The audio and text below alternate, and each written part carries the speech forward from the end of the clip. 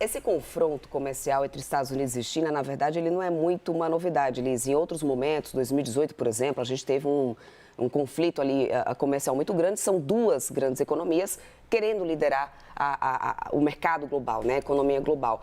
Então, isso não é bem uma novidade. A diferença é que agora a gente tem uma guerra declarada de Trump contra toda a economia global, não apenas sobre a China.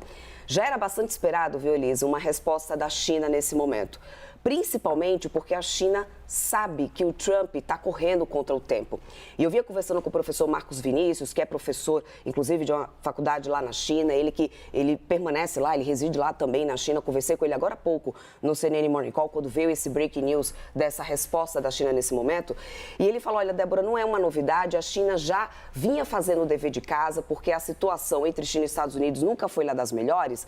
E nesse momento, o governo chinês sabe que Donald Trump está correndo contra o tempo, porque é benéfica essa ideia de que os Estados Unidos busquem a sua reindustrialização. E isso, no longo prazo, Elisa, pode sim trazer bom resultado. Não é tão sem pé nem cabeça a ideia de Donald Trump.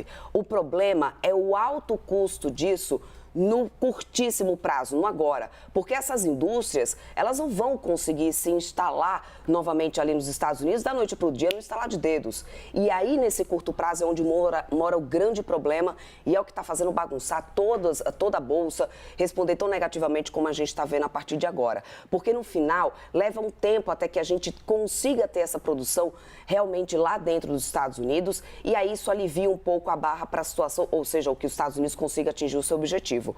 O problema é que do lado de lá, as economias, elas também não são mais de antigamente. E a gente já tem uma movimentação acontecendo, viu, Elisa? Por exemplo, da China, aceitando uma renegociação com as tarifas para carros elétricos com a União Europeia. Ou seja, outros mercados se fortalecendo e, a partir de agora, a perspectiva é, nesse curto prazo, a gente pode ter uma recessão na economia americana, um aumento de inflação acontecendo e, por outro lado, uma divisão desse bloco econômico, ou seja, uma parte dessa economia global dominada pela China, a outra parte dominada pelos Estados Unidos. É o que os economistas falam muito nesse momento. Não era uma surpresa essa resposta da China. Verdade. A esperar do que vem agora do outro lado, porque eu lembro para vocês que os Estados Unidos já tinha dito, se tiver resposta, a gente aumenta ainda mais.